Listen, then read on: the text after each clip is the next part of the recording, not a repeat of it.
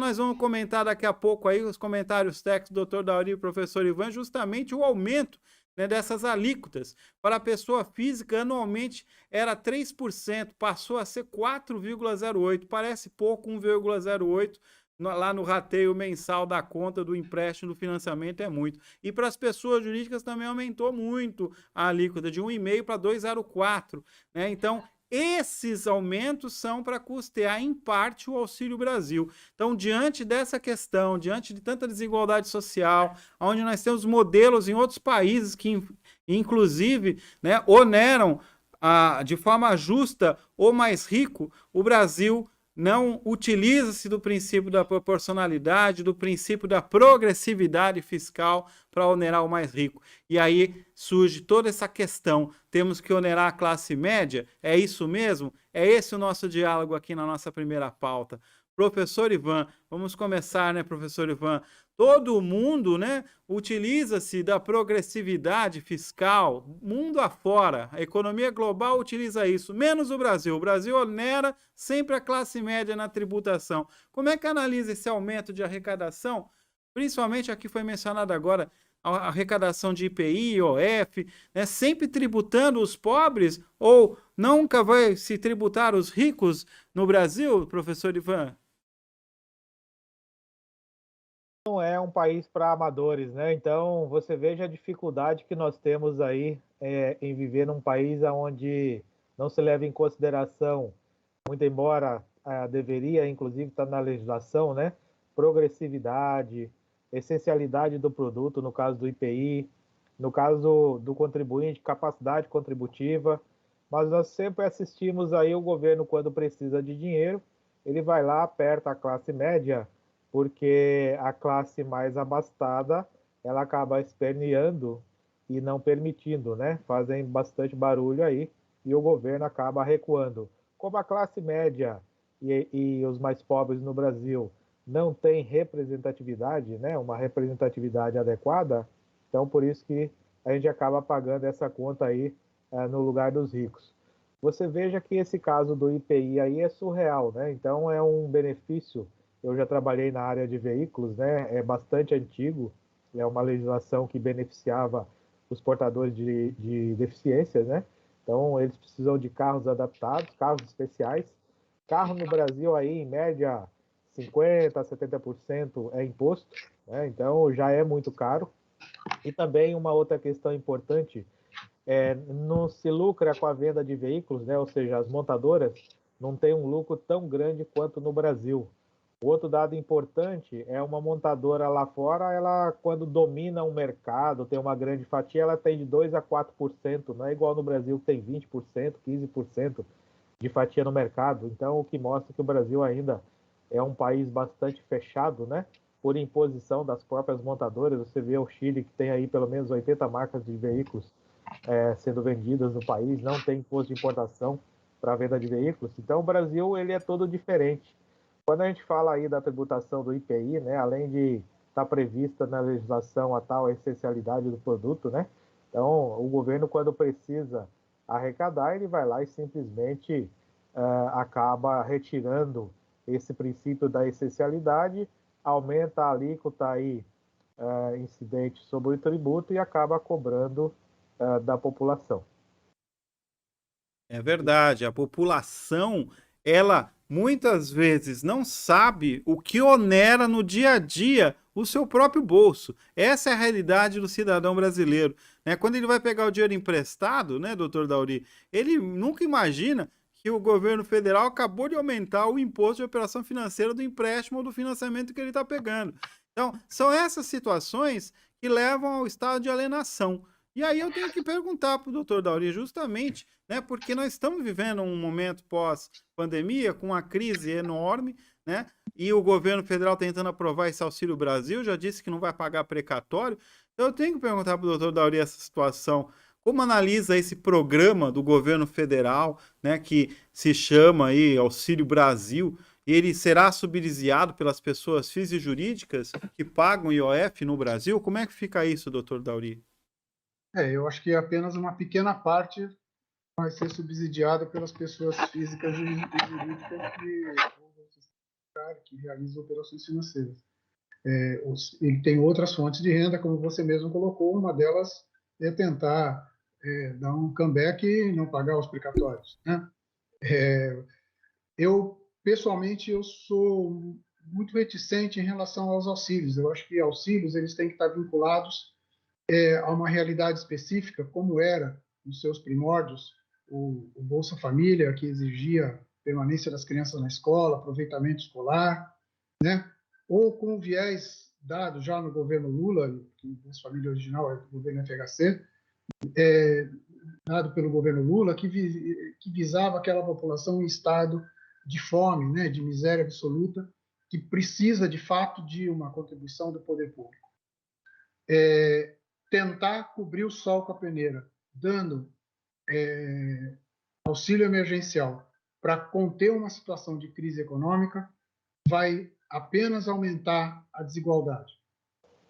Não vai resolver porcaria nenhuma, talvez consiga uns votozinhos a mais o presidente da República na eleição presidencial, se é que até lá os efeitos negativos desse auxílio já não estiverem acontecendo, e daí nem este resultado positivo vai ser obtido. Porque não se está tirando o dinheiro da economia produtiva, né, para se cobrir um buraco e não se cobrir de forma adequada.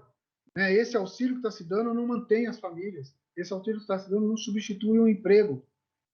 Esse auxílio que está se prometendo, né, porque nem se dando, está dando ainda, que se está prometendo, ele seria muito melhor se investido, como nós já conversamos aqui no programa passado, nas micro e pequenas empresas, para que elas gerassem trabalho, para que elas gerassem produção, para que elas movimentassem a máquina da economia.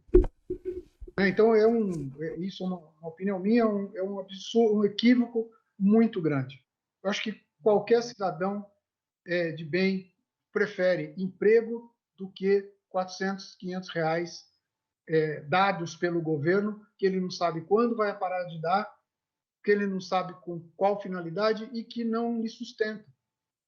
E que, continuando tirando da economia, através do aumento da carga tributária, e aí estamos falando genericamente nesse aumento de carga tributária, você vai tornar a situação econômica ainda mais grave, vai fazer aquela... Em vez de nós termos um círculo virtuoso, nós vamos ter um círculo vicioso na economia, né? A falta de dinheiro fazendo com que se produza menos, gerando menos emprego, aumentando o número de desempregados e aqueles desempregados se matando por 400, 500 reais desse tal Auxílio Brasil. E isso é uma vergonha, né? Falando especificamente do aumento da carga tributária, eu acho que, do mesmo modo, eu enxergo a questão do veículo PCD. O veículo PCD, como bem lembrou o Ivan, ele nasceu porque, a época em que ele foi criado, um carro automático era muito mais caro do que os carros vendidos no país, então precisava ter um auxílio para que as pessoas que precisavam do carro automático em razão da sua deficiência pudessem comprá-los. A mesma coisa, veículos adaptados para receber cadeira de roda, né, para de fato servir as pessoas portadoras de deficiência. Eu, quando promotor de justiça na área de mandado de segurança, cansei de falar em mandados de segurança de pessoas que entravam, inclusive para obter a isenção de imposto de importação em relação a veículos importados, adaptados, né? Porque isso era necessário, seja por meio dessas isenções concedidas pelo Poder Judiciário, por conta de uma situação jurídica de fato, seja por conta de um programa governamental de incentivo, como é o PCD. Mas isso também acabou se desvirtuando, né? Isso virou uma maneira de se comprar carro com desconto de imposto, porque a carga tributária, como o Ivan já falou, é muito alta. Então, a solução, não vejo como necessário a manutenção do benefício, mas sim a necessidade de você trabalhar para uma redução dos impostos, ou um aumento de competitividade, né, para que abrindo, por exemplo, o mercado para os veículos importados numa taxa menor, para que eles possam competir com os veículos nacionais e a margem de lucro das montadoras, como também já foi mencionado, ficar dentro de uma realidade internacional. Talvez aí o governo pudesse intervir e sobretaxar aquelas que tivessem o lucro superior à média do que tem nos demais países.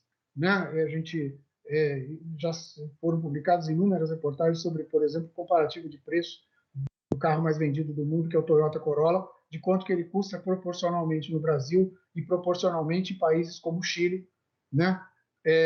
Ou os Estados Unidos, e o que eles representam perante ao quadro geral de veículos postos à disposição dos respectivos públicos consumidores. Nós pagamos muito mais caro nesses carros, mesmo quando ele é produzido no Brasil. Sim, né? verdade. É o caso especificamente desse que eu estou falando. Então, eu acho que isso é um erro de política tributária muito claro. Né? Em relação ao IOF, o que falta, você já colocou, Gustavo, é a progressividade. Né? O IOF, em tese, é um imposto que ele não afeta a produção, ele está afetando exatamente quem quer manter o dinheiro no sistema bancário. Né? Ele, em tese, claro que quando você faz um empréstimo, ele vai afetar, quando você movimenta a operação financeira para a aplicação do dinheiro no comércio, nos serviços, na indústria, você vai ser afetado também. Mas ele não tem um viés de todo ruim. O que lhe falta é progressividade e seletividade, como colocou o Ivan.